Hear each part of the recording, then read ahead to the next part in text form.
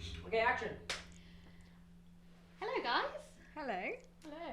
Welcome to our first official podcast in this new space. I hope you guys like it. Special shout out to everyone that worked on this. It took weeks and months. Months, but we got here in the end. And I'm here with two of my friends who will introduce themselves. Very me. And I'm Dilly. Thank you guys for joining us today. Thank you. So, I think, let's start it lighthearted because I think we're going to be covering a few topics today. What's your favourite Christian meme? I'm acting like I didn't already tell you guys to prepare this, but... Alright, I had to. Yeah. Unless anyone wants to go before me. Yeah, I can. So my one is when it's Lord, if he's not for me, give me a sign. Yeah. Oh, yeah. Exactly. And then he gives you bare signs, but we just like to ignore it. Yeah. And we want an actual sign though. Do you know what I mean? It's like when you see red flags but you're colourblind. So Yeah. you're like, See That's Flag not God. that bad. There's worse. It's not from God, is it? Yeah, No. it's not from God. I think that's Satan testing my blessings. No, I'm done. Sometimes I feel like saying, like, why did you bring me into this? Like, I'm not even involved. Yeah. Hear me out. Anything about this. It's just you and God, mate. Oh yeah, mine, I've got another one. You told me that I was in your prayers. Yeah, the part where I say deliver me from evil. Stop. That's the one with the cat, isn't Yeah. it? Yeah. Have you seen that That's one? dark. That's crazy. Imagine using that line on someone. Yeah, oh. Oh, I guess That relationship's straight getting to Yeah, my- that's done. That is done. That is done. I would never. Okay, and my one is when someone is praying over you, but their words speak in life, but their breath be speaking death. Oh, that was funny. I didn't see the face. Oh, I didn't see it. Yeah. Yeah, This that got to was- me. I was literally that sitting in face bed is like, real. Yeah, that one's peak. Yes. Yeah. Yeah, all concentration Gone. gone. Whatever Oh, God was saying, Yeah, gone now. Sorry. Send it over email. Yo. Oh my god. Okay. Alright, so today's topic. Naomi, what's our topic today? So, why do Christian youths hate Tamil churches? Oh my god. Hate. Big words. Strong words. Yeah. Maybe not hate. Yeah, maybe dislike. Yeah. Time to Sometimes. time. Yeah. Time to time. You know? Yeah. Why do young people not like church time to time? So many reasons. So many reasons. But I think we can categorize that. And I think one of the things that we could probably talk about is maybe things that the older generations accepted that wasn't right, that later down the line with us is actually okay and it's not weird or bad or whatever. Yeah. Do you guys have any examples of that? I mean, we were speaking about it yesterday, but female and male friendships. So basically talking to the opposite gender. And you always feel like in a Tamil church, if you are, or if you have a relationship, just pure friendship, and it's just an innocent friendship, there'll always be an auntie or an uncle like giving you the side eye and be like, what's she doing? Why is she talking to him? Why is she standing bare clothes? Yeah. Can I just say, these are people that you see every week. Yeah, these are people you see every week for years. So what do they? I just want to know what do they expect us to be like? And it's like, you see me year on year and like, for how many years do you know me at this point? Yeah. You know, most people, we do know them from a young age. So Yeah. it's like, kind of feel betrayed by your own family. Yeah, That makes 'cause, sense. Like, what you know? What are you thinking? And do you know what annoys me? It's always a girl that gets the stick of the end. Oh, yeah. The boys are girls. Yeah, it's like if got you free. smile, or if you the way you stand. Oh, don't do that. Don't stand. Don't smile. Okay. Yeah. Don't look. We just talk about COVID distancing, please, Yeah. because that's very important. Why are you standing Yeah. so close? Why are you looking up at them like that? Yeah. Why- They're tall. I'm 5'1". 5 foot, Dilly. I mean, not Dilly. Marilyn. 5 foot. 5 foot. 5'1". Not 5'1". 5 5 foot foot. one. Okay. And they're taller, so I'm gonna be, you know.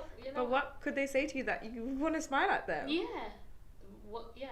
Were you flirting? What's going on? Gosh, that can't. I feel like generally almost every girl in Tamil church has experienced these things. Mm. You know, you've had someone make up a rumor that's not true, or accuse you of doing something you weren't doing, and it will be like so far from what the truth is. And when you hear it, it's insane. Yeah. You're like, how did you get this from this? Yeah. It's mad. You know, can I just say, and I'm proud of this. Me and my best friend have lasted this in church as well. He's my best friend, but we've been best friends for 14 years now, which is a very long time. But he's a guy, but we're just friends, and no matter what people think, I think for us we were like, you know, whatever people think, we're friends, and that's it. Like there is nothing there. We are friends. So I'm kind of proud that it made it through there's something there, you know. All the awkward stages. Yeah, the awkward stages. So it can happen, and I think our generation's like, yeah, that's my friend. I don't think now, if we see a guy and a girl talk, we're just like a guy and a girl, they're talking. Yeah. It's just there's nothing more to it. No. Same way a girl and a girl talk, it's okay. Yeah. You wouldn't look twice. No. Same as that. Yeah. Exactly. We should treat it all the same. Yeah. And like you mentioned when you said you got through it, it's because usually what can happen is those judgments, those like little rumours, it could cause that pressure on your friendship. Like, because either one of you will be like, oh, like, you feel awkward to speak to them next time because you've heard this rumour and you're like, what if he's thinking like that, or what if she's thinking like that, putting all sorts of things in your head just because of judgment. Yeah, it is true, but I think one of the things is just like this communication, isn't it? Okay, yeah, but you're my friend and I'm here for you, and that's it. Like, and that was it. Yeah. But talking about that, so talking about other people having pressure on your lives, what do you guys think about gossip and rumours? I think they're two different things, but are they? It depends Yeah. if the gossip is genuinely what happened. But I mean, gossip is always like someone sees a situation and they pick it up, and then they go to someone else, transfer the information. It's just Chinese whispers, isn't it? It's never really what happened, and by the time someone's heard it, it's a completely different story. And you know, our Tamil aunties and uncles love to be dramatic. They love to add. Oh, you know, it's when their eyes widen and it's like, I'm gonna You wouldn't believe. Like, and you're just like, yeah. What? What do you mean? Yeah, it's just a theatrics. Like, It's crazy. You know? And with that reaction, it just gives them that oomph to add 5 little lies into it. They want it to sound juicy, even if it's not juicy. It could be the driest rumour. Yeah. But they would add something, just be like, oh, let's spice it up a little. Just A little bit, and then it'll be mad. for the reaction. Yeah. For the reaction. Just for that they can be like, no. So the other auntie's gonna be like, what? Yeah. No And way. She'll add a little bit more of her own like, And then- salt and pepper to it as well. It's But- crazy. No, but like on a real note though, has rumours or like gossip, has it impacted your own lives? Have you felt it? Like have you been the centre of attention about gossip? How has that made you feel? Yeah, well, I think we've all been there. Yeah. Definitely. Yeah, so being the centre of a rumour, it's really frustrating because most of the time they're completely untrue. Yeah. And they're describing someone that is not you, that's not your personality, that's not your character. And when you hear it again, you're like, wait, I did what? I just said what? Yeah. And you'll be like, it was so frustrating. And how it makes me feel is a complete different thing. When it comes to, especially in church, it has kind of affected my relationship with God. Because it would stop me from going to church. Or there has been a situation where I've been like, I don't want to come Bible study today because I don't want to see these people's faces. But then church is supposed to be where I find peace. Church is supposed to be where I worship God. Church is supposed to be where I hear God's word. Yeah. But I'm not going to look forward for that if there's things like that stopping me from doing it. But can I just also say, confrontation isn't a thing either. Like gossip can stop. It can be like, that's not true, stop it. But also, if okay, for example, if I hear something about myself that I know is completely fabricated, like it's not the truth, are you even able to find out where it started? And if it did, would you be able to go to that person and say, hey, I've heard you talk about me in this way? Because it's the church community, are you allowed to do that? I feel like even if you wanted to, the elders tell you not to, isn't it? Because it's rude or disrespectful. But then these times, you're being rude by making up completely something that's false. Yeah. So why is it then rude if I confront you about what you're speaking to me about, speaking about me? Yeah. Which is not fair at all, because we're always told to respect the elders, but then they don't think that they should respect the youngest, because it works both ways. 1 Timothy 4:12. Just saying. I'm not taking that out of context, you know, I'm not.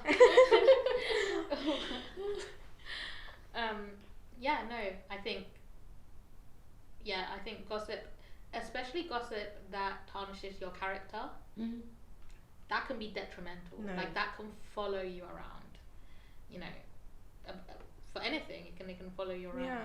And I've said, you know, sometimes you being, okay, let's say you're in a power, like you're in a leadership position, or you're just simply someone that was born into a family that is ahead of something, right? Your friends, who, if they come to the same church as you, they need to know that sometimes they're going to be pulled into gossip that they don't want to be pulled into. Like, it's not fair on them, but it's like, hey, by the way, it's not all hunky-dory around here. Like, there are some times where you're going to have to not say anything, but it's going to be like that, and that's how it is. Yeah. What about you, Naomi? Have you been... Yeah, for sure. I mean, I would not believe if someone actually went to a Taboo church and has not been a name in the gossip. You know, that's how common it is. But do you know what's also crazy is the gossip is so bad that it travels from churches to churches. Oh my gosh, yes. So you could be, I don't know, in another church for whatever reason, or you might bump into someone from another church for, I don't know, for something, and they've already got a prejudgment of you, and you have no idea who this person is. But then somehow, from an auntie to an uncle to an auntie to their child, it's gone to this person. And sometimes they might look at you funny and you're thinking, oh, what have I done? I don't even know who this is. Yeah. Which is crazy. Because now it's affecting you not only in your church, but outside of that. And yeah, it does affect your relationship with God, because first of all, you think, these are God's children, why are they behaving this way? And if they're behaving this way, how is it on the outside world? Because you're supposed to be the better people. But when you're worse sometimes than the people on the outside, you think, why am I here? Better off outside, right? But no, we have to stop. And I think there's a difference. Gossiping should stop, but talking about a situation is okay, that's different. But also you should know who to talk to that about. Yes. Talking to the wrong person about that situation is just going to go back to gossip. You know? Yeah. But talking to the right person about a situation that's happened, that's okay. We're all human. We are going to speak about things, you know? But it's just ruining someone's name, judging them, like that is not needed. And we should not accept it. And even if someone's coming to you gossiping, you should stop that and be like, hey, I don't think it's really fair to talk about that person like that, you know? Yeah. Have you ever made the mistake of going to the wrong person about something? Probably have, only because I probably didn't know, like, they were like that, and completely trusted that, you know, I was just getting some sort of judgment from them. I'm like, oh yeah, what do you guys think about this? And then go and tell them, and then it's gone to like their parent, and then and it just like followed. I'm like, oh, why did I tell them? Yeah. But yeah, you're so correct. Like, you really do need to, like, think about why you're telling that person, because like I was young and I didn't think that through. Like, was I really getting guidance from that person? Did you really think you're going to get guidance from them? Probably not. So just refrain from it. Have those like close-knit people that you're gonna go and like, you know, like, and more than any friend, mom and dad are the best, like for that kind of like advice or anything. Don't even bother opening up with anyone else, because it's just gonna go hop hop hop. And like you said, not just within one Tamil church, from another Tamil church to another one, and it's just unnecessary, I guess. That's so real though, because, and I think this is something that I learned as I get older. Your parents are there to protect you. 100%. That they are not your enemy. They're not. They're really not. No, they love you no matter what, just as Jesus did for us. Yeah. They are willing to die for you. Yeah. They will take that shame. And no one else on earth is genuinely going to do that for you. No. But it's hard though, as Tamil kids who we've been brought up to make our parents proud. You know, we have that certain I feel pressure. like we have to break that cycle with them as well, in order to get to the place where we can now start sharing things and discussing things with them. But do you know what, also, like sometimes personally, like I have a really good relationship with my mum, but people think it just happened overnight. Like I just grew up and I had a good relationship with my mum. It doesn't work like that. It starts from the smallest thing of being honest, being trustworthy, and just saying anything. And that, like, my mum would then know whatever I'm doing or whatever I'm gonna do, she would have enough trust in me that my child was gonna come and tell me first before anyone else, right? And that's where it starts. Then obviously as you get older, you talk about deeper things and things that some people might find comfortable speaking to, but who is better than your parents, you know? There's certain things you can't maybe speak to your dad about as a girl. Same way as a guy, you might not be able to speak to your mum about certain things. But if you start to build that relationship with your parents, it is the best relationship you could possibly have, because there will never be judgment. They'll never wish bad for you. They'll never want anything bad for you. And you know, it's safe. Whatever you say is safe. And that guaranteed feelings you're never going to get with anyone else, really. Yeah, but can I, like, I'm trying to look at the other side as well though. Some parents, above everything, reputation is the most important thing. So let's say you've done something that's about to, you know, rep us on, and you tell them, that can be a problem too. I know that there are going to be young people out there who are watching, and they're going to be like, yeah, your parents, you've got blessed parents then, because my parents will actually smack me, like they will kill me if I go to them and I tell them this. So who can they go to if they can't go to their parents? I think, again, but like, I just think you're right. And I think that we all think sometimes like there's no way like my mum or my dad is gonna kill me when they find this out. But above everything, their love goes above that, and genuinely it might be tough at the start, it might take long, you know, it might be tough for a while actually, but their love will overcome that, and you will get through with them. But say initially you're like, yeah, but I haven't got that relationship with them and I can't start building it now, it's too late, right? Like, you should be able to go to someone in your church. Don't go to any auntie and uncle, but someone with a responsibility, either a youth leader or your pastor, you know, your spiritual mother or father. They should be the other people after your parents that you should be able to go to, you know. So, you know, speaking to them would be great, because they will also know how to relay that information to your parents maybe in a way that they might find it a bit easier to accept. So that's what I would say.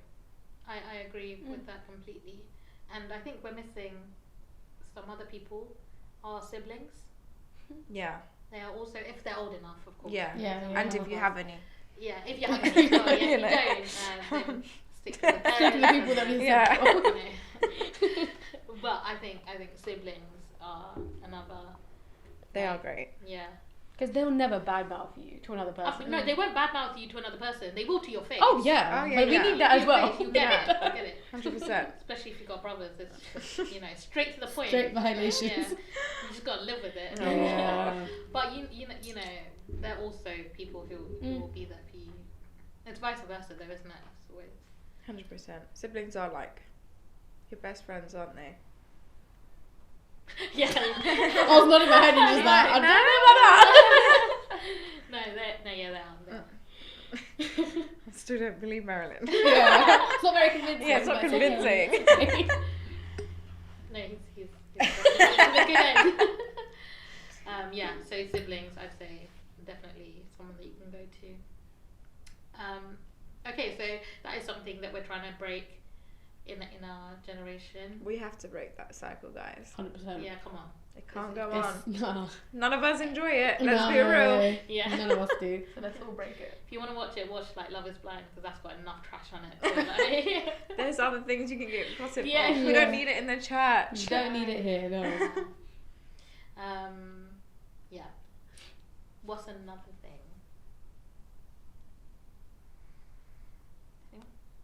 Well, I would say when it comes to like taboo subjects, kind of the church kind of shutting it down, like no, don't speak about that, is something that makes it almost sound like it's so bad, like you should be ashamed of doing it. So like if a Tamil, like a young Tamil Christian is struggling with that, they'll be like, whoa, I can't go to like a youth pastor or a pastor here because they're just going to be like, don't talk about that with me. Do you know what I mean? It's not like like you cannot bring that as an open conversation. So I'm talking about stuff like drugs, porn, what's the other taboos? Self-harming. Yeah. You couldn't bring that up. Yeah. I mean, I think it's getting easier to talk about alcohol or like smoking. Like the very, just... I would say they're like tier 2 and then there's tier 1. Yeah, you're right. There's categories, like Yeah. if you say those ones, like that's the sin that you're struggling with. Long Long days. You're gonna get judgment. Yeah, you're gonna get judged. Yeah, like it'd be like, yeah, how like she's could you? possessed. Like, oh yes, you're possessed. bro. The spirit, that's what. The Yeah. devil Guys, it's must not like be. that. It's not like that. You're not possessed. You're not possessed. No. You're normal. You're human. What is it? Are you not? Okay. All right. I think we're hitting something interesting here. Okay, you're not possessed, but there is a spirit of something. Oh, you yeah. have the spirit, but you're not possessed in a crazy way. Do you know how they make it sound like you're crazy? Yeah. You need to like throw up. Yeah. You You need to get it out of you. Yeah, It's not yeah. that. It's just you just have the spirit of whatever you're struggling with. Yeah. Whether it be drugs, whether it be pornography, whether it be I don't know, self-harming. Self-harm is it's a thing that we don't talk about, but Tamil people, I know, like some young people, like 14, 15. I think even younger. Full sleeve. For what? Why? Yeah. Because they're covering like scars, permanent scars on places that you can see. And it breaks my heart because it's like, no one's helping you, we're not talking about it, and you know what? We talk about things when it's way too late. Yeah. 18, why are we waiting until 18? Yeah. When schools are covering these topics at 11, you start at 11, and then you have it again at 13 and 16. I think secondary school is such a big change in people's lives. Yeah. That's when it starts. You hit secondary school and it's like the doors have been open to all these things, right? From drugs to pornography to self-harming. So it's like everything's right at the door, you know? And I feel like also parents don't pay attention to those things. Like a kid could be wearing full sleeve all the time. Why are you not lifting that sleeve up to check what's on their arm? You know? On a 30-degree day, like, come on. You know, why are you wearing that? Kids start taking sleeping tablets and stuff like this, and parents just are so unaware of what's going on in their house. Either unaware, or I know some Tamil parents love to be in denial. They love to be like, no, there's nothing wrong with my kid. My kid's completely fine. Because they think it's a representation of them. Because it's like reputation again. How they raise. I could have mentioned this to my senior pastor because what's he gonna think of me? Oh, yeah. Kid. Because it's your fault that your kid's like this, right? You didn't raise them right. No. You didn't raise them right. It's not like that. And what's happening in your household? Yeah. Whoa.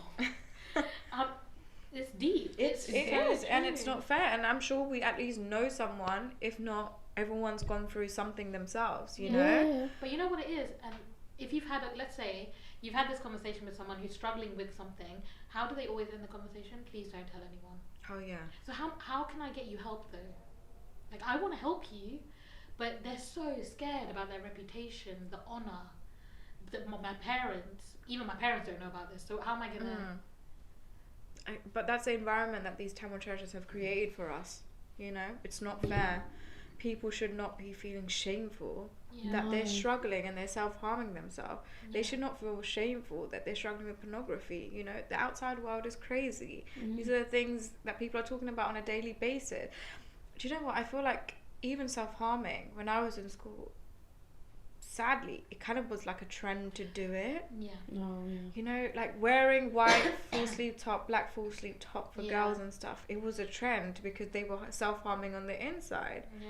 And that was insane. And it was kind of like a trend and a fashion statement to show that and to do that, which is insane. Imagine how crazy the devil must have been working. Now, can I just pick up on you talk about shame? Because Adam and Eve, like, God never intended for us to feel shame. That was never something. But the first thing that Adam and Eve felt when they sinned was shame. And I think that's so unfortunate. And the thing is, if the church is making you feel shame, like, isn't the church supposed to make you feel free, like delivered? But if the church is making you feel shame, where are they supposed to go? Right. Like, where are You're they literally letting them go back to the world. Yeah. And like you said, secondary school and primary school, this has such a big impact. You come to church for maybe 2 hours, right? 2-3 hours max, and you've got 1 hour of Bible study, but the rest of your information and everything that you're influenced by is the world. So are we doing enough? Is there enough in those 2 to 3 hours, 4 hours max? Are we doing enough to be able to be like, that's having more of an impact than the world? It's hard. Yeah. Because how are you ever going to compete with that? Yeah. It's literally impossible. Yeah. But that's why in the environment that church creates needs to be good. You need to want to come to that place. You should feel safe, you should feel peace, and you should feel like you're able to be yourself more than anything in that place without being judged. And when you are going through these struggles, you should have people in that church that you should go to in both genders, females and males, because, you know, certain things you can only discuss with certain people. And every church needs to have those people that people feel comfortable and speaking to those things about. And you know what, nowadays the age is just getting younger and younger that people are going through this stuff from. You know, when you have younger siblings and you hear what's going on in school, it's insane. It's so scary because I'm scared for how it will be when my child goes to school. Like, what do I do to protect her from these things? How can you fully protect a child? You can't. You know, so it's so scary. But yeah, the least that we can do as Tamil churches is to have environments that our youths and our kids feel safe in. You know? A judgment-free zone. Where we don't feel shame and all. But the thing is, that's the thing. Again, I think it comes back to younger people are scared of opening up because of this image that the older generation have. Like, their image is pristine. Like, they are going to heaven. You know, by the way, like, if you look at them front cover of a book, they're going to heaven, that's it. But because we've been brought up in that, to show a little crack, to show a little bit of imperfection, you're done. Like, you're done. You can't. But I think, honestly, and this might be a bit biased, but being raised in the church that I was maybe 10 years ago, and the church that I go to now, as in it's the same church, but it's changing. It really has changed. We are creating those environments because when we were younger, we didn't have that, and we know how much we struggled. So I hope churches do take this into account and be like, yeah, we need to create environments for our kids, for our youth, and it's okay to break down. It's okay to be imperfect. It's okay to make a mistake. It's fine. But as long as you're going to the right person to be able to talk to them about it. I think it's because the older generation, even if they made a mistake, because the name and their pride was so high and big, they would just cover it up. And our generation's more of a generation where we don't care as much. So we started to, if we made a mistake, we're kind of open and we showed it. And that for the older one is like, why are you doing that? Don't tell anyone. Don't do that. Don't say that. You know? But as we've gotten older and we know the struggles that we've had, we've kind of started to implement that into the churches. And you're right, it is very different to when we were a lot younger, and how we couldn't even stand next to a boy accidentally without a rumor being made up. I feel like nowadays it's not as so much the case. And the kids are also not thinking like that, because you're putting it into their heads to begin with. You know, if they're innocent and they're not thinking anything, you're the one that's creating that for them. So I feel like nowadays churches are getting a bit more free in terms of non-judgmental, and you can be yourself. And we are starting to break those barriers.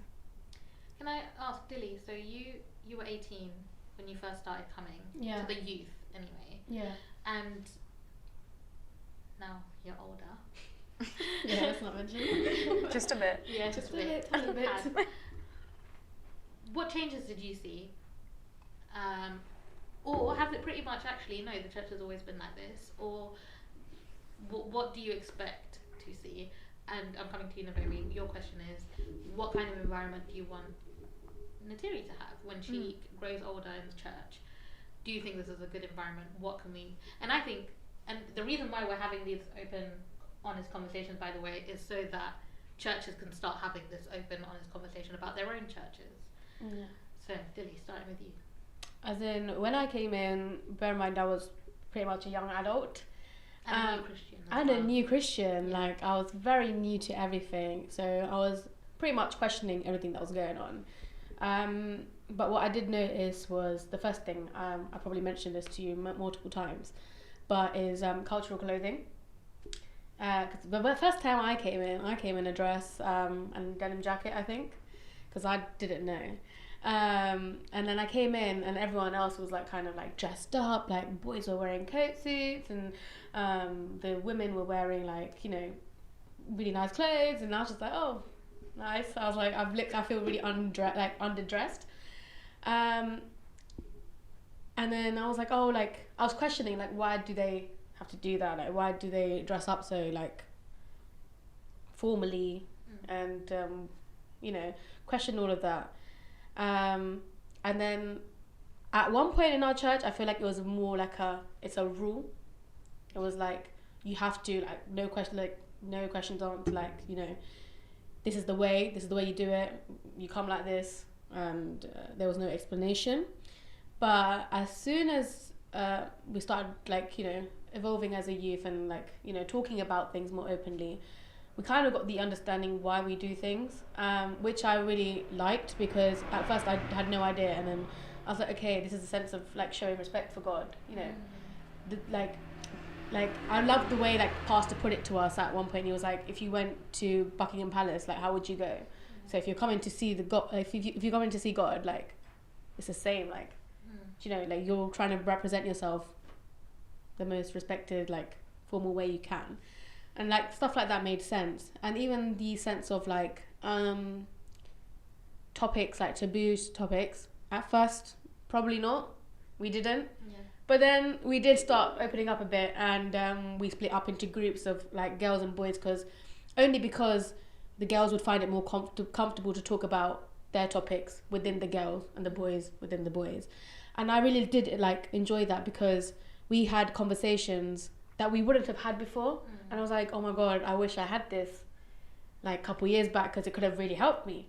And I'm so glad that the youth now are coming up, like, being brought up in the youth with those kind of conversations with the youth pastor and the youth leaders, because it's so needed. And yeah, I do definitely see a difference, and there's always room for improvement. 100%. There's always something that we can do better, something that we could make it less judge-free and, you know, less shameful and less, like, intimidating. All those things comes with, like, just us growing and communicating. I think communication is so key when it comes to this. Just even having a good relationship with our pastors and senior members in the church is really important, and just openly expressing how we feel, instead of just shutting down, be like, no, this church isn't for me because they're not, like, no, just voice your opinion. Be like, hey, I don't think you're considering this. Hey, you're not talking about these topics. I want to hear about these topics. You don't even have to tell them that you're struggling about it.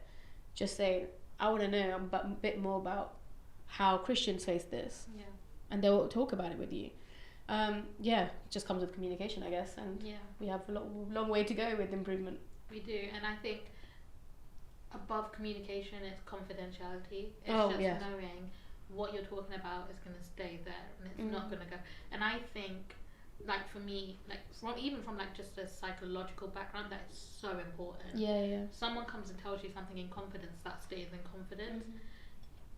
And that's something Pastor actually preached about. I don't know if you remember. He was literally like, I'm a lockbox.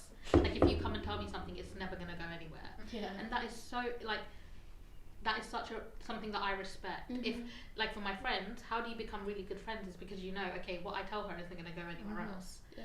So I think the church should be the same. It has to be not to protect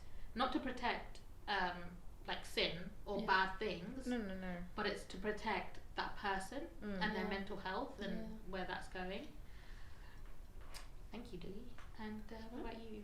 Yeah, even just touching on what Dilly said, we should just have an environment where we don't gossip, we don't judge people, and even I love that we do dress up when we come to church on Sundays. I love that. I wouldn't have it any other way. And it makes you feel better as well. Now you're automatically happier, in a better mood, and you're better state to receive the word of God as well.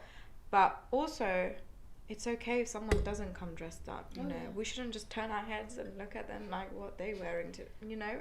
That's also okay. It's not a must-have rule that you have to be OTT when you come to church, you know. Some days or some people want to be that way, and that's okay. We shouldn't judge someone else for it. And also, if you wear, I don't know, a dress and your shoulders showing, I don't think that should be sexualized in a church, or people should look at it in that kind of way, you know. The shoulders. Give it, I mean, so right. It's literally a bit of shoulders. We've said this before, how saris can be more revealing than a dress. I think Asian outfits in general are way more revealing than, like, you know, a dress or whatever we'd wear to church. But they don't see it that way because they're just so used to culturally that is normal and that's okay. But this, because it's Western outfits, like this is not okay. But this time I'm showing probably more in that, but that's normal. Yeah. But that's not sexualized. But why is my shoulders in a dress sexualized? That's another huge difference between us and them. Yeah. And that's fine. I respect that. I respect their view on things. And this is how I view it. You know? I'm not going to look at a girl and think just because she's wearing a dress that's showing her arms, oh, she must be, you know, TT. Why? You know, like, you can't. Why is she coming to church with her arms out? Yeah. How dare you? Come on. No, I'm not thinking that. I'm going to be like, okay, I need to know where that dress is from. You know what I mean? Yeah. And also, like, we shouldn't be raising, like, boys to look at girls in that way either. Like, it's her arms. It's just an arm. It's just an arm. It's nothing more, nothing less. Same thing that you have. Literally, there's no difference. It might be bigger or smaller, that's it. But yeah, just an environment for not just my child, but for all of us one day and everyone else that's already there. Just an environment where they can feel comfortable and confident to come in there. And those days when they're in school and they get older, it's going to be even harder for them to want to come to church. And you know how unpopular it's going to be to want to come to church or to say, oh yeah, I go to church, and they're going to be like, what? You go to church? But it's got to be a place where it is cool, that you do actually want to come. I'm not getting forced to come. I want to come to church because you have those friendships and you have those fellowships and you feel that sense of peace and happiness in that place where you get nowhere else in this world, you know? That's the kind of environment that we need to have for the future, because that's the only thing that's going to attract the next generation to churches. Yeah, that is so true.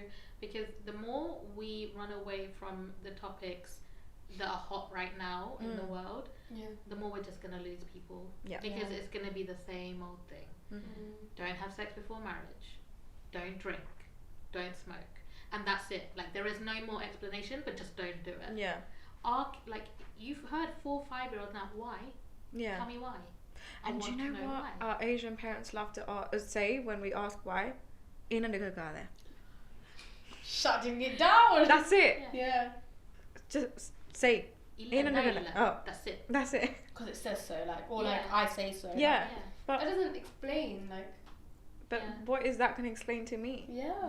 And you know, like, there's so many generations where, like, I don't know, they might have like some sort of belief, right? And then you ask them why, and they were like, Abridante. And then because when they asked their parents, they said the same thing to them, and they followed up, and they don't know the answer, but they just do it. But can I say, that answer that they don't know, they're going to get from the world. The world is going to give you the answer to that. This is why we do this. Yeah. This is why sex before marriage is okay. Yeah. This is why drinking to that amount is okay. Yeah. This is why smoking is fine. It's cool. And the world's going to give that answer. If we don't give an answer more than, I'm telling you not to do it. So don't do it. Well, yeah. Well, okay. That's a lot we spoke about. Yeah. That is. I think it's time to Wrap wrap it up. Yeah, I mean, we want to do like a Q&A. You know, pick a few of your questions. So please comment your questions. You know, DM us. Yeah, even DM us. Yeah. If you don't want to comment. Anything. Yeah. Literally, it can be, why did Jesus walk on water? I'm probably, you know, it's a miracle. But I'm just saying, it can be anything out there. Just ask us, and we can really touch on those topics. Even if you're going through a problem, whatever. Like, it doesn't have to be God-centered as per se. Like, anything. Yeah. But our answers will be God-centered. We'll definitely bring you God-centered answers. Somehow God will relate. Yeah. 100%. But bring us anything. But thank you guys. Thank you. Yeah, thank here. you. And we hope to catch you for the next episode. Bye. Bye.